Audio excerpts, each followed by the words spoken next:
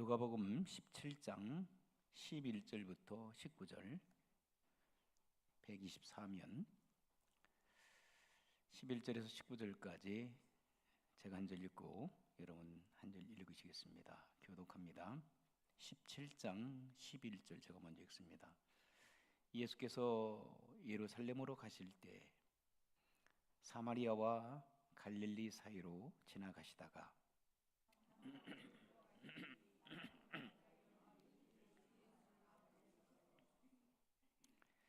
소리를 높여 이르되 예수 선생님이여 우리를 불쌍히 여기소서 하거늘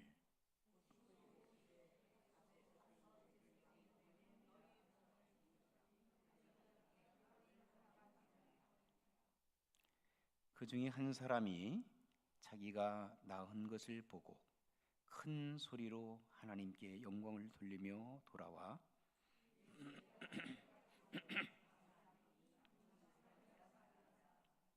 예수께서 대답하여 이르시되 10사람이 다 깨끗함을 받지 아니하였느냐? 그 9은 어디 있느냐?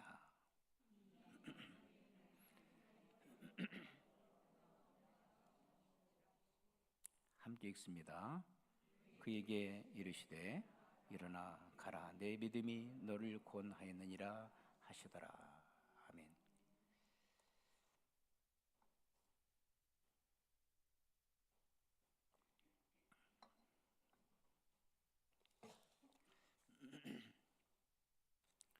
오늘이 2024년 9월 15일입니다. 오늘 이 지구상에 살고 있는 사람 인구수가 몇 명이나 될까요? 인터넷을 한번 찾아보세요. 지금 이 순간 여러분들이 한번 인터넷을 딱 열어보면 세계 인구수 딱 치면은 팍팍팍팍 돌아갑니다. 죽어가는 사람들, 다시 태어난 사람들. 그런데 제가 며칠 전에 말씀을 준비하면서 열어보니까 81억 81억 명 이상이 이 지구상에 존재하고 있더라고요. 81억. 제가 몇 년 전에 조사를 해보니까 그때는 79억이었거든요. 그런데 벌써 81억 이상이 이 지구상에 지금 존재하고 있다는 거예요. 그런데 그들을 누가 만드셨어요? 예, 하나님 만드셨어요. 여러분들은 누가 만드셨어요? 예, 하나님 만드셨어요. 그걸 인정하시죠? 예. 얼마 전에 저희 큰애가 10년 만에 아이를 가졌다고 너무 좋아가지고 전화 왔어요. 근데 자기 힘으로 자기 능력으로 아이를 가질 수가 없었어요. 누가 주셨어요? 하나님께서 생명을 주신 거예요. 하나님의 형상을 따라서 우리가 이 땅에 태어난 겁니다. 81억 많기도 많더라고요. 그 사람들이 하나님의 형상을 따라서 지음을 받아서 지금 살아가고 있어요. 그러면 감사해야 될까? 감사하지 않을까요? 감사해야 되죠. 이 땅에 태어난 것도 어떤 사람도 후회하는 사람도 있어요. 그러나 태어났다고 하는 것은 기적이에요. 신비로운 일이에요. 얼마나 감사한지 몰라요. 저는 가만히 어떤 때는 주님을 생각하면서 너무너무 감사한 게 있어요. 다른 것도 다 감사한데 제가 북한 땅에 태어나지 않은 거 얼마나 감사한지 몰라요. 여러분 이해가 잘 안 갈지 모르겠어요. 저희 아버지가 1.4 후퇴 때 북한에서 월남하셨거든요. 만약에 우리 아버님이 월남하지 않으셨다면 저는 북한에서 태어났을 거예요. 안 그렇겠어요? 탈북자들 간증을 들으면 내가 너무너무 마음이 아파. 제가 그 현장에 가 있는 것 같아요. 저도 그 사람들과 같이 있었을 텐데 우리 아버지께서 월남하지 않으셨더라면 내가 어떻게 한국에서 태어났고 미국 땅에 왔을까? 어떤 데는 끔찍하더라고요. 아마 우리 집사람도 못 만났을 거예요. 여러분들도 못 만나고. 생각하면 감사밖에 없더라고. 네. 너무너무 감사해요. 지난주에 우리 이 목사님이 두 발, 두 손이 있다고 하는 것 감사하다고 하는 그 말씀을 은연중에 이렇게 하셨던 것 같아요. 제가 그때 맞다, 감사. 이번 설교는 감사다. 하나님께서 인사이트를 주신 거예요. 여러분, 두 손을 하나님께 주신 거에 대해서 감사한 적 있어요? 감사가 되더라고요. 만약에 두 손이 아니고 한 손만 있다고 생각해 보세요. 얼마나 불편할까. 그리고 10손가락을 주신 거 감사하더라고요. 만약에 한 손가락이 없으면요, 그런 사람을 뭐라고 하죠? 죄송하지만 여러분 아시잖아요. 두 발을 주신 하나님 앞에 너무나 감사하더라고요. 두 발이 있는데 발가락이 10개더라고요. 그렇죠? 그런데 만약에 의사 선생님들이 하시는 말씀이에요. 만약에 그 중에 한 발가락이 작동이 안 되잖아요. 그러면 사람이 균형을 잡을 수 없대요. 두 발을 주신 하나님 감사, 10발가락을 주신 하나님 감사. 어떤 데는 두 귀를 주신 하나님께 감사 본 적 있어요? 감사가 되더라고요. 말씀을 준비하면서 하나님 두 귀를 주셨고 두 귀에 작동할 수 있어서 너무나도 감사합니다. 그리고 코를 한번 만져봤어요. 그랬더니 코는 하나야. 근데 콧구멍이 2개야. 한 콧구멍이 하나 막혔다고 생각해 보세요. 끔찍하더라고요. 두 콧구멍을 주신 하나님 앞에 감사. 근데 이 하나님께서는 한 입을 주셨어요. 만약에 두 입을 주셨다면 어떻게 했을까? 상상해 보셨어요? 한 입을 주신 하나님 앞에 얼마나 감사한지 몰라요. 한 입 가지고도 뒤를 얼마나 많이 짓고 이걸 가지고도 다른 사람 상처 주고 다른 사람 고통 주는데 만약에 두 입을 주셨어 봐. 여러분 상상이 막히겠어요. 오장육부를 허락하신 하나님 앞에 감사한 적 있어요? 오장육부가 지금 전체적으로 작동하고 있다는 사실은 너무나도 신비롭고 기적스러운 거예요. 여러분 어떤 분이 그런 얘기해요. 지금 당신이 지금 살아있다고 하는 그 자체가 감사한 일이다. 할렐루야. 숨 쉬고 있느냐? 감사하라. 먹을 것 먹을 수 있느냐? 감사하라. 마실 수 있느냐? 감사하라. 일용할 양식을 하나님께서 허락해 주셨느냐? 너는 감사해야 된다라고. 그 이야기를 읽으면서 나는 얼만큼 감사하고 살아가는가. 입만 열으면 나는 불평하고 불만하고.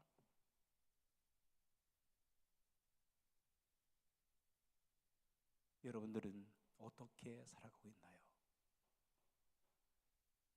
오늘 본문의 말씀을 읽다가 말씀의 제목을 이렇게 정해봤어요. 9사람은 어디 있느냐? 따라서 하시겠습니다. 그 9은 어디 있느냐? 그 9은 어디 있느냐? 졸리시면 좀 큰 소리 하시면 졸음이 깨요. 주일날 어떤 분들은 일주일에 한 번씩 나오시니까 졸음들 깨시고 하나님 앞에 살아있는 예배를 드시길 주 이름으로 축원합니다. 말씀 아멘으로 대답하셨으니까 여러분 좋으신 분이 없도록 제가 가만히 보겠어요. 그 아홉이 도대체 어디 있느냐? 누구 말씀이세요? 예수님께서 말씀하신 거예요. 그 아홉이 어디 갔어? 도대체 그 아홉이 어떤 사람들이었어요? 여러분, 나병 환자였습니다. 우리 한국에서 말 잘못하면 또 이게 무슨 뭐에 걸린다고 하더라고. 그래서 요즘에는요 문둥병이라고도 잘하는데요, 나병이라고 하고 또 환자라고 하면 또 이상하대요. 나병을 가지고 계신 분, 그리고 또 고상한 말로 무슨 말이라고 하냐면은 한센병이라고도 한대요. 한샘 씨가 발견한 그런 병이기 때문에 한센병. 어쨌든 좋아요, 안 좋아요? 안 좋은 거예요. 여러분 어렸을 때 여러분 죄송합니다. 나병에 걸린 사람들 보신 적 있으세요? 시골에 많았어요. 우리 시골에. 여러분 어떤 분들은 이해 안 가실지 모르겠지만, 무슨 한국에 무슨 나병 환자가 있어, 이렇게 생각할지 모르겠지만 저희 어렸을 때 시골에서 많이 봤어요. 얼굴이 막 붉어지고요, 손이 붉어지고요.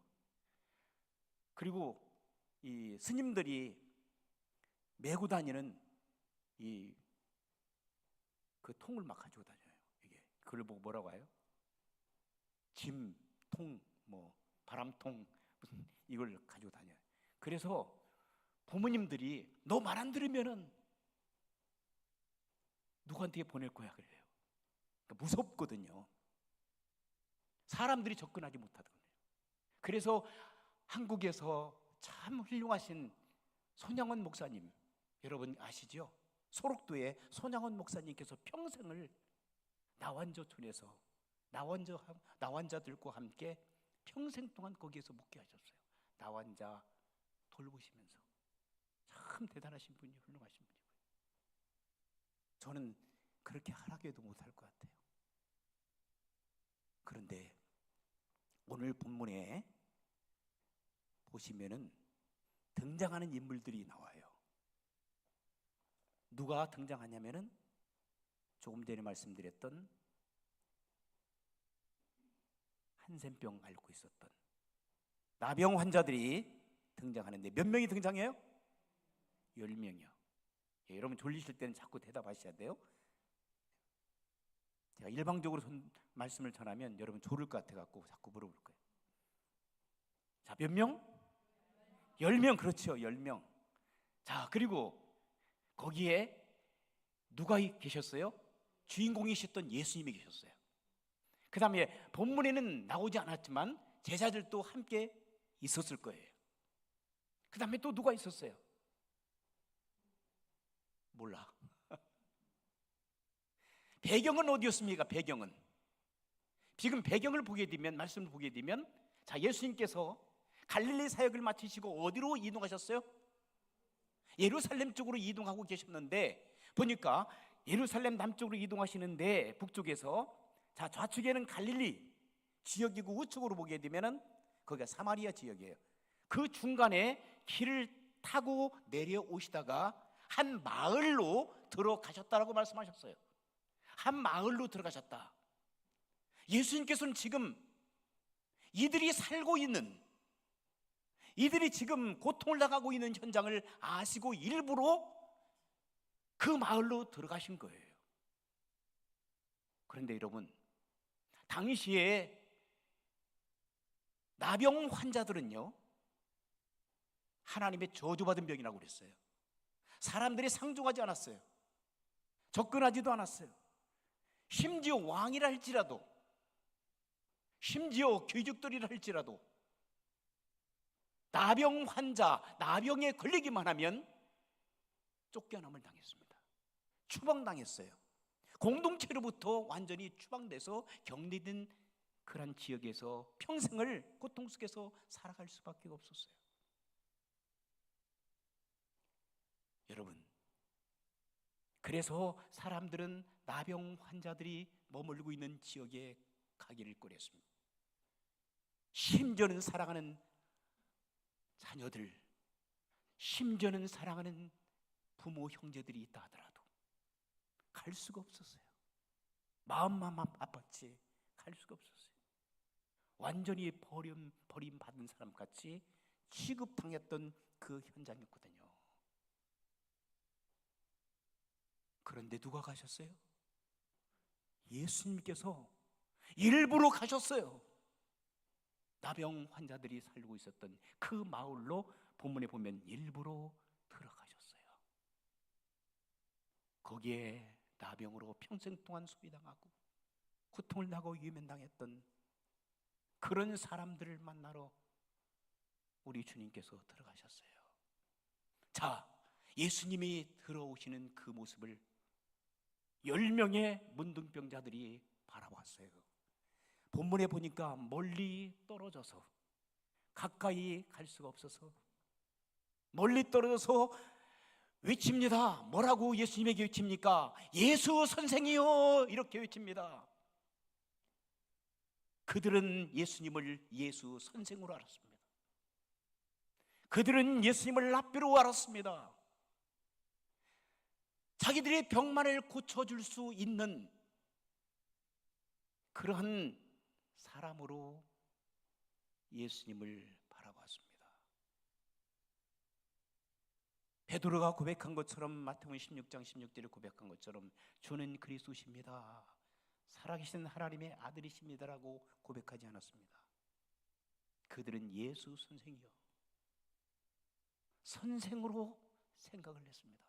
납비로 생각했습니다. 자기들을 가르치는 한 선생으로 예수님을 인정했습니다. 그런데 그들은 한 가지 더 생각한 것은, 자, 그분은 다른 선생과는 조금 다르다. 그리고 문둥병으로, 나병으로 고통을 당하고 있었지만 예수님에 대한 소식을 많이 들었던 것 같아요. 그래서 예수님 만나기만 하면 자기들이 치유받을 수 있다라고 생각했던 것 같아요. 그래서 그들은 이렇게 외칩니다. 성경을 보겠습니다. 12절, 나병 환자 10명이 예수님을 만나 멀리 서서 소리를 높여 예수님에게 얘기합니다. 예수 선생님이요. 그들이 뭐라고 했습니까? 우리를 불쌍히 여겨 주시옵소서. 그것은 뭐예요? 우리를, 당신이 치료할 수 있다면 우리를 치료해 주셨으면 좋겠습니다라고 외치는 거예요. 자, 예수님께서 이 소리를 들으셨습니다. 예수님께서는 이들의 외치는 소리를 들으셨어요. 예수님께서는 이곳에 들어가기 전에 이들이 고통당하는 현장을 이해하셨고 그들을 보기를 원하셨으며 그들에게 치유의 능력을 보여주기를 원하셨습니다. 그래서 예수님께서는 그들이 외치는 그 소리를 들었을 때에 예수님의 마음이 얼마나 긍휼히 여기는 마음을 가지셨는지 모릅니다. 여러분, 지금 여러분이 어떠한 문제가 있습니까? 여러분이 해결할 수 없는 그런 문제 때문에 고통을 당하고 있습니까? 예수 선생님이여 우리를 불쌍히 여달라고 외치지 마시고, 만군의 여호와 하나님, 성자 하나님이시여, 나를 불쌍히 여기시고 나의 문제를 해결해 달라고 살아계신 주님께 외칠 수 있는 여러분이 되시길 주 이름으로 축원합니다. 주님, 나를 도와주세요. 내가 문제가 많습니다. 내가 해결할 수 없는 이 문제 속에서 지금 살아가고 있습니다. 주님, 나를 도와주세요. 나를 고쳐주세요. 나의 문제를 해결해 달라고 우리 주님께 여러분 기도하시기를 주 이름으로 축원합니다. 어쨌든 주님께서는 이들이 외치는 소리가 납비여 선생님이여 우리를 불쌍히 여겨달라고 외쳤을 때 예수님께서는 외면하지 않으셨습니다. 그리고 그들에게 뭐라고 했습니까? 치유받을지어다, 회개할지어다, 이렇게 말씀하지 않았어요. 예수님께서는 그들을 불쌍히 여기는 마음을 들으심으로, 그들의 소리, 외치는 소리를 들으심으로 불쌍한 마음을 가지시고 그들에게 뭐라고 말씀하신지 아십니까? 14절을 보세요. 자, 소리를 듣자마자, 불쌍히 여기달라는 소리를 듣자마자 예수님께서는 14절에 이렇게 말씀하십니다. 예수께서 그들을 보시고, 보셨다고 하는 것, 그들의 고통당하는 모습을 보신 거예요. 여러분, 우리 주변에서 고통당하는 이웃들이 있습니까? 여러분, 불쌍히 여기는 마음을 갖고 긍휼히 여기는 마음을 갖고 그들을 섬길 수 있는 여러분들이 되시길 주의 이름으로 축원합니다. 우리 교회 한번 나와봤는데, 예수님을 만나보기 위해서 교회 한번 나와봤는데, 교회 보니까 나를 외면해. 교회에 있을 수가 없어. 기존에 우리 먼저 뛴 사람들이 날카롭게 나를 쳐다봐, 날카롭게 나를 바라봐, 날카롭게 쏘아대. 내가 견딜 수가 없어. 그러니 교회를 떠나는 사람들이 우리 주변에 얼마나 많은지 몰라요. 그래서 어떤 분들이 가나안 성도네, 가나안 성도, 가나안 땅이 아니라 가나안 성도래요. 그게 뭔지 아십니까? 거꾸로 한번 해보세요. 안 나가. 나 그 교회 안 나가. 상처받았거든. 왜 그 교회를 가? 이 많은 교회 중에서 500개, 600개의 교회가 있대요, 애틀란타에. 근데 여러분, 안 나가. 그 교회 안 나가. 가기 싫어. 우리들의 책임입니다. 저부터 시작해서 우리 책임입니다.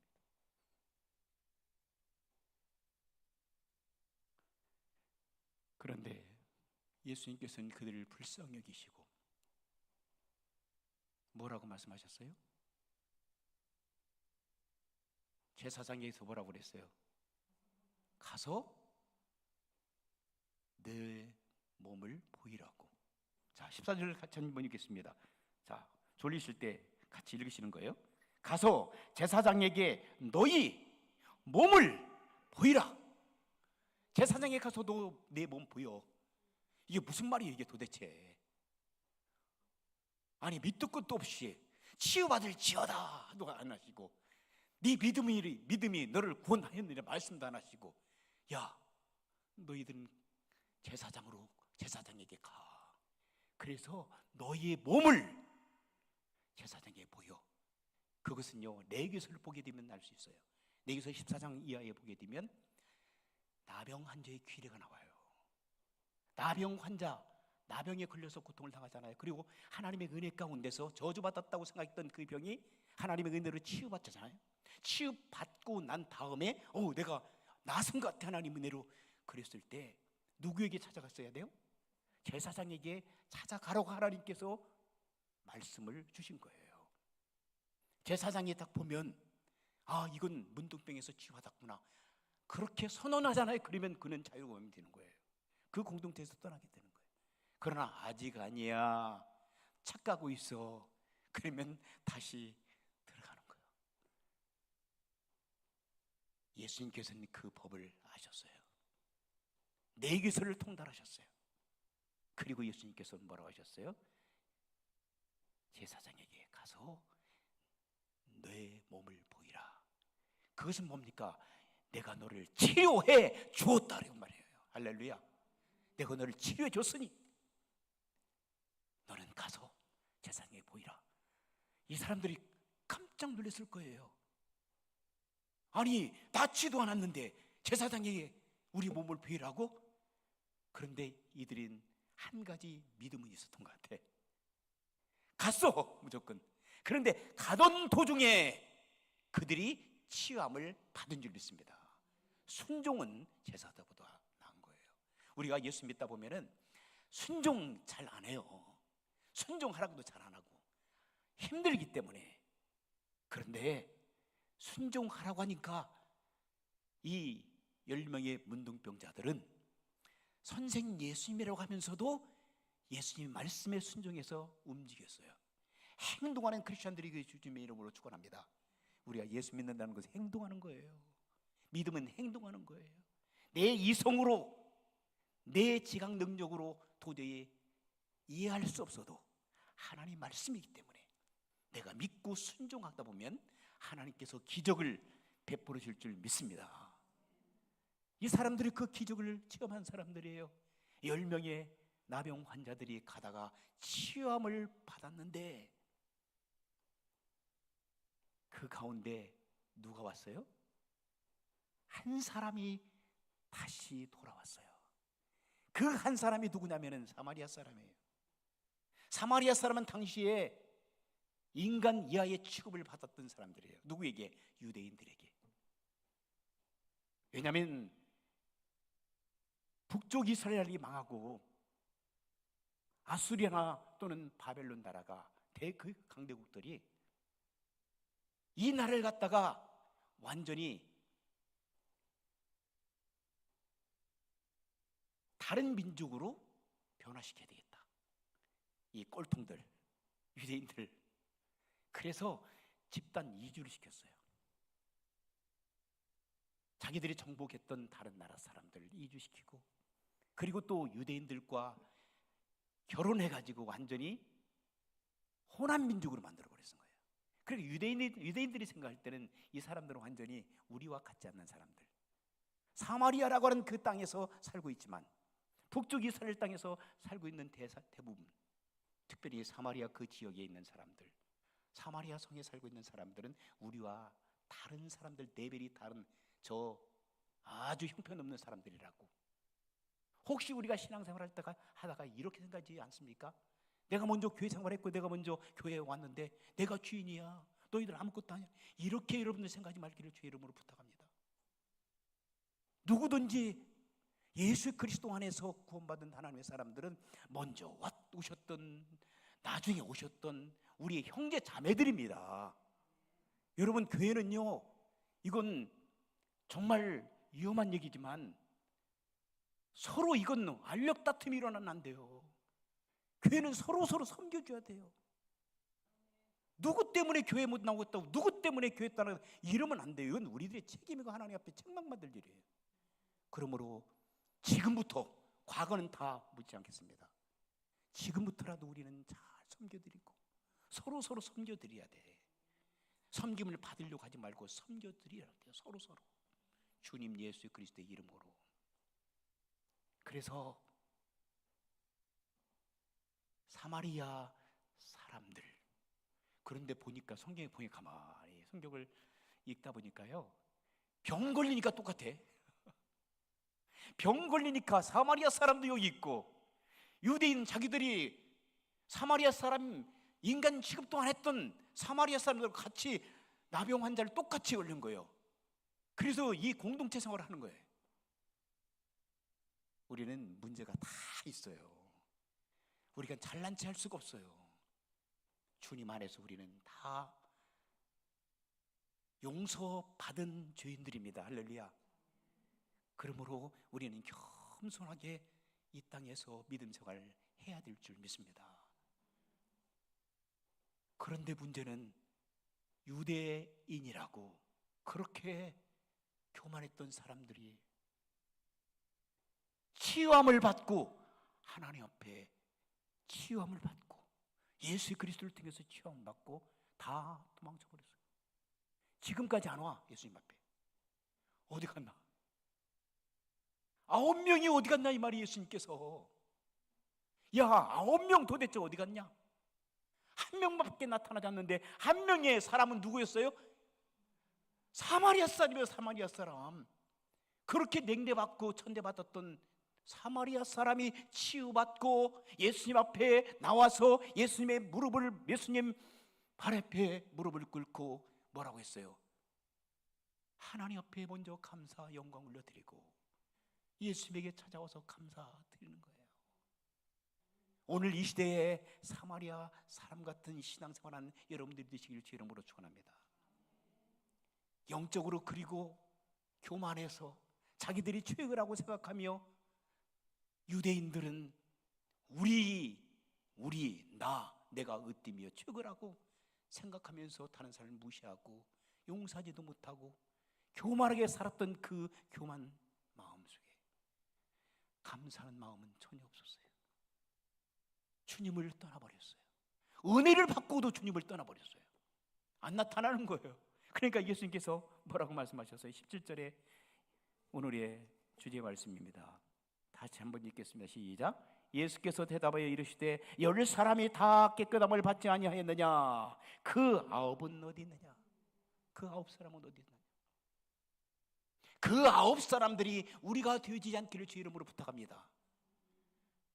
한 사람 사마리아 사람 같은 우리 신앙이 되기를 주 이름으로 축원합니다.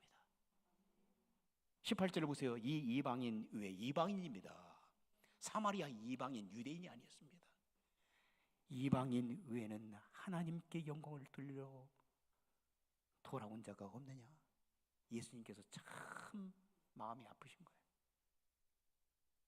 이게 사람들의 모습입니다. 저도 이 말씀을 보면서 야, 나도 하나님 앞에 사람들한테 감사하지도 못하고 살아가는구나. 여러분들은 어떻게 살아가고 있습니까?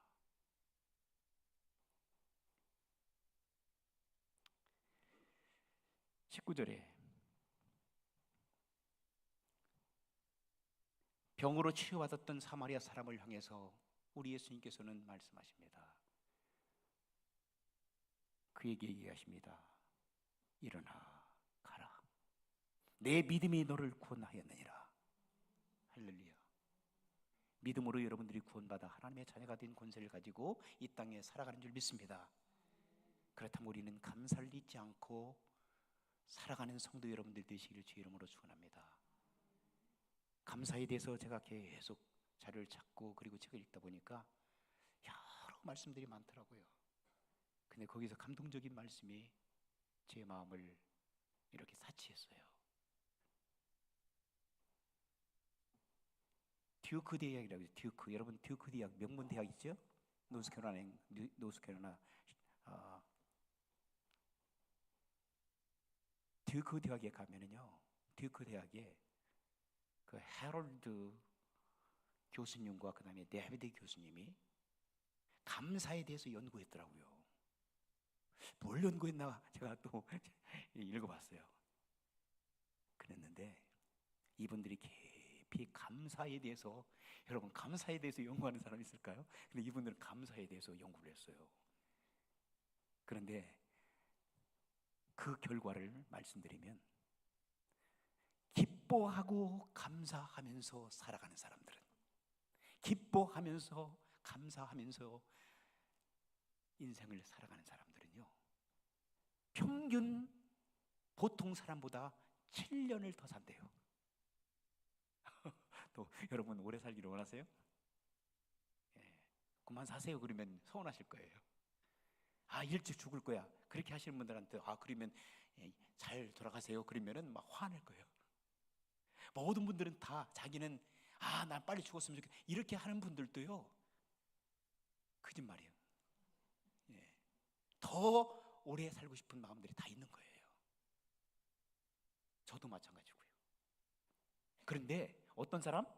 항상 기뻐하면서 감사함으로 살아가는 사람들은 보통 사람보다도 7년을 더 산대요. 근데 전에 또 의사들이 임상시험을 해봤는데요, 예수님 잘 믿고 구원받고 예수님 잘 믿고 찬양도 하고 기쁨으로 말씀도 이렇게 읽으면서 하나님 앞에 감사하며 살아가는 사람들은 7년을 더 산다는 보도가 있었어요. 그런데 여러분 예수님 잘 믿잖아요. 여러분들 7년 더 살 줄 믿습니다. 다른 사람보다.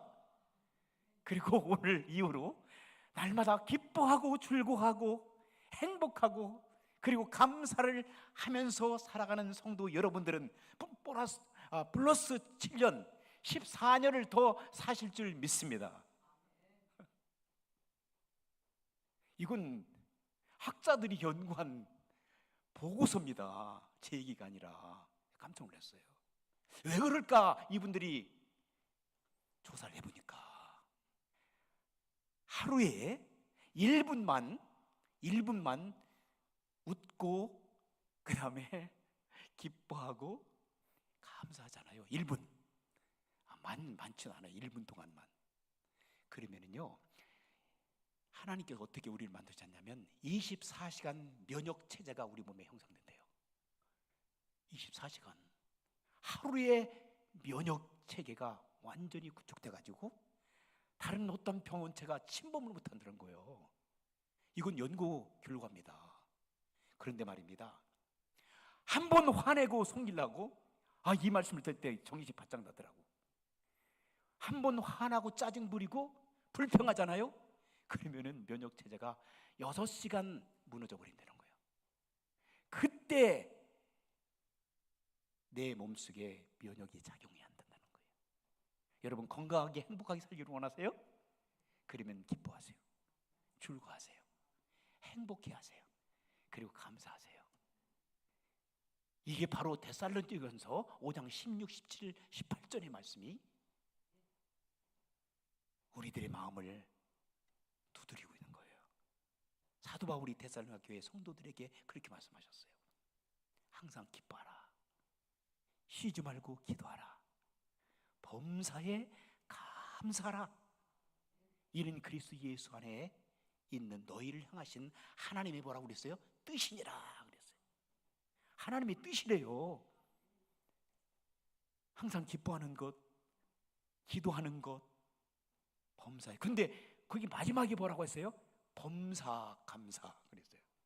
범사는 뭐예요? 기쁜 일이 있을 때나 슬픈 일이 있을 때나, 일이 잘 되거나 일이 잘못되거나, 내가 아프거나 내가 건강하거나, 내가 사업에 실패했거나 사업에 망했거나, 자녀들이 속썩이거나 자녀들이 잘하거나, 남편이 바람 폈나 아내가 바람 피고 도망치나, 아니면 정상적으로 잘 살아가나, 매사에 모든 일이 있어서 범사, in all circumstances, 모든 상황 속에서 우리가 어떻게 해야 된다?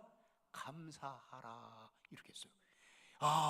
이 말씀만 가지고 살아가면 여러분 7년 더 삽니다. 정말 짜증 부리고 원망하고 그리고 불평하고 분노하고 이렇게 되면요, 여러분 생명이 단축돼 갑니다. 면역 체계가 막 무너지기 시작한다는 거예요. 우리 성도님들은 완전히 변화되는 삶을 오늘 이후로 살아가기를 주의 이름으로 축원합니다. 짜증 부리고 원망하지 말고 이제 이후부터는 감사합니다. 이것도 감사, 저것도 감사. 목사님 왜 이렇게 설교가 길어 오늘? 그것도 감사합니다. 왜 이렇게 설교 짧어? 설교 준비도 안 했어요? 그것도 감사. 왜 이렇게 목사님은 이걸 잘 먹어? 사모님이 음식도 안 해줬나? 그래도 감사. 왜 이렇게 음식 타복을 해? 이거 먹지도 않고 나는 정성을 다했는데 그것도 감사. 모든 일에 여러분 감사하는 성도 여러분들이 되시길 주 이름으로 축원합니다. 그래서 또 책을 한 권 또 이렇게 보다 보니까 김충기 목사님이 아니라 김충기 장로님이 계시더라고요. 그 장로님이 한국에서 정말 6.25 때 너무너무 고생한 거예요. 말할 수 없는 고생, 죽을 고비를 여러 번 넘기고, 근데 그 어머니가 홀로 되셔서 아들을 위해서 기도하고 아들에게 뭘 가르쳤냐면은 어떤 상황 속에서도는 하나님 앞에 감사하며 살아가야 돼. 할렐루야. 이렇게 감사를 가르친 거예요. 그리고 어머니는 돌아가셨어요. 전하셨어요. 이분이 감사하면서 그 어려운 시기에 공부를 해가지고 참 벤처 기업에 임원까지 해가지고 훌륭한 한국에 속하게 되었어요. 그리고 교회에서 장로님으로서 섬기는 삶을 살았어요. 그런데 이분이 어머니 생각이 자꾸 나는 거예요. 자기 인생 속에서 죽을 고비를 많이 하고 죽도록 고생했던 그가 입에서 원망을 할 때마다 어머니 생각이 나는 거예요. 어머니께서 뭐라고 말씀하셨냐면, 살아가다가 어려움이 많을 거야, 불평할 것 많을 거야, 힘든 일이 많을 거야. 그때마다 하나님 앞에 감사하거라. 그런데 구체적으로 말씀하신 거예요. 첫째로, 아들아, 너는 무조건 감사해. 따라서 하겠습니다. 무조건 감사해. 두 번째는 소리내서 감사해. 할렐루야. 은혜 받을 때마다 감사해. 구체적으로, 여러분들이 맡기 위해서 그건 구체적으로 하나님 앞에 감사하거라. 그리고 즉시 감사해. 따라서 하게 즉시 감사해. 그 다음에 또 마음으로 진심으로 감사해. 그리고 또 여섯 번째는요, 모든 일에 감사해. 마지막입니다. 일곱 번째, 감사한 마음으로 다른 사람을 축복해줘. 자, 따라서 하겠습니다. 감사한 마음으로 다른 사람에게 축복해주세요. 이 7가지를 자기의 좌우명으로 삼고요, 이 장로님이 참으로 감사하기 시작한 거예요. 인생이 달라져 버린 거예요. 삶의 내용들이 달라진 거예요. 탈무드에도 보니까요, 가장 행복한 사람은 어떤 사람이냐 했더니 탈무드에 랍비가 얘기합니다. 어떤 사람이? 감사하며 살아가는 사람이 가장 행복한 인생을 살아간다고 했어요.